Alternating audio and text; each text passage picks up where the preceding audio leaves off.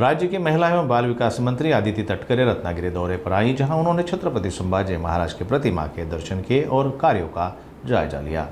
राज्य की महिला एवं बाल विकास मंत्री अदिति तटकरे आज रत्नागिरी के दौरे पर रहीं।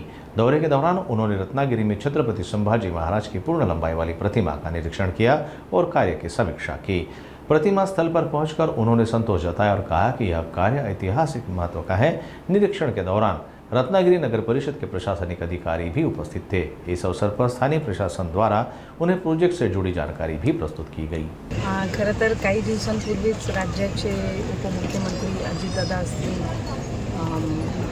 तटकरे साहेब असतील, तर काही मान्यवर यांनी इथे या सर्व म्हणजे तारांगण असेल, प्लॅनेटोरियम असेल, त्या उद्यान असेल, आपली छत्रपती शिवाजी महाराजांची शिवसृष्टी असेल, ही छत्रपती संभाजी महाराजांचं स्मारक आणि उद्यान असेल, याला भेट दिलेली होती। आणि उदय सामंत साहेबांनी गेल्या या 3-4 वर्षामध्ये या कालावधीमध्ये ही जी काही त्यांनी स्थळं आणि वेगवेगळे म्हणजे तसं पाहायला गेलं तर प्लॅनेटोरियम, मला वाटते कोकणामधलं पहिलंच 3D असं प्लॅनेटोरियम ते असेल, त्याचबरोबर छत्रपती शिवाजी महाराजांची, छत्रपती संभाजी महाराजांची त्यांनी एक शिवसृष्टी असेल आणि त्यांच्या एकंदरीत कारकिर्दीचा एक मागोवा घेणारे जे हे स्मारक या निमित्ताने त्यांनी उभारलेलं आहे, ते पाहण्याच्या दृष्टिकोनातून आज इथे येण्याची मला संधी मिळाली आणि मी त्यांचं आपल्या सगळ्यांच्या माध्यमातून सुद्धा अभिनंदन करेन। मी सुद्धा अनेक वेळेला एक लोकप्रतिनिधी म्हणून काम करत असताना वेगवेगळ्या मतदारसंघामध्ये जे आपले सहकारी मंत्री किंवा लोकप्रतिनिधी, आमदार किंवा खासदार महोदय असतात, यांनी आपापल्या जी काही त्यांची दूरदृष्टी असते किंवा त्यांची जी संकल्पना असते त्यातून काय मतदारसंघासाठी विकासात्मक ते करतात याचं एक कुतूहल नेहमीच असतं।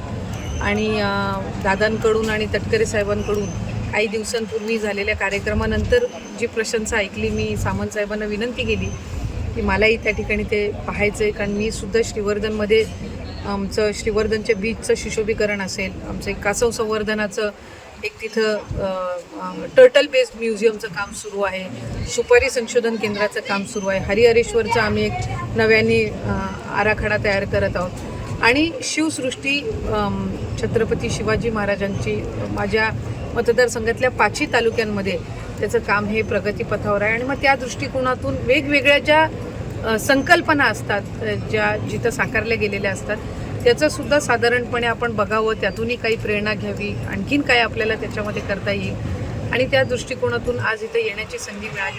मी रत्नागिरीचे मुख्याधिकारी असतील, पर्यटन विभागाचे असतील अधिकारी, MIDCचे असतील, सार्वजनिक बांधकामचे असतील, यांचे या निमित्ताने मी अभिनंदन करीन।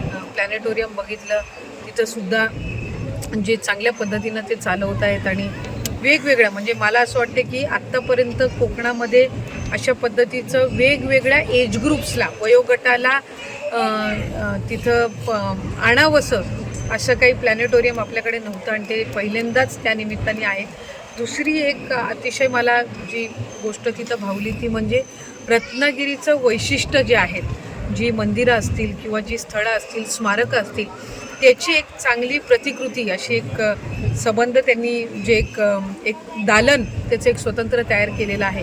मला वाटते आल्यानंतर रत्नागिरीमध्ये जी जी काही वैशिष्ट्य आहेत ती त्या दालनामध्ये आपल्याला पाहायला मिळतात। त्यामुळे ही संपूर्ण जी संकल्पना आहे ती एका बाजूला ठेवणं हे एक असतं, पण ती प्रत्यक्षात उतरवणं याला एक विशेष महत्त्व असतं आणि ते त्या निमित्ताने आज पाहायला मिळालं। मी सगळ्या ज्या यंत्रणा याच्यामध्ये ज्यांनी काम केलं त्यांचं अभिनंदन करीन। आपल्या माध्यमातून रत्नागिरी जिल्ह्यामध्ये, शहरामध्ये राहणाऱ्या नागरिकांना मी विनंती करीन की ही जी सगळी स्थळं आहेत ही खऱ्या अर्थानं एका बाजूला आपलं वैभव वाढवणारी तर आहेतच, पण त्याचबरोबर आलेले येणारे जे पर्यटक आहेत यांना आणखीन आपल्याला आकर्षित करायचं असतील तर ही सर्व परिसर स्वच्छ ठेवण्याची जेवढी शासनाची जबाबदारी आहे, प्रशासनाची, तेवढीच नागरिक म्हणून आपल्या सगळ्यांची सुद्धा आहे। आणि मला खात्री आहे की रत्नागिरी जिल्ह्यामध्ये पर्यटन हे अनेक आपल्या बीचेसवर असतंच, पण हे जे काही स्थळं ही जी निर्माण झालेली आहेत याच्यातून आणखीन मोठ्या पद्धतीनं आपल्याकडे येणाऱ्या पर्यटकांची आणि शिवभक्तांची संख्या वाढणार आहे। त्यामुळे मी मनापासून उदय सामंत साहेबांचेही अभिनंदन करीन आणि सर्व ज्या शासकीय यंत्रणा आहेत त्यांनाही मनापासून शुभेच्छा. थँक्यू.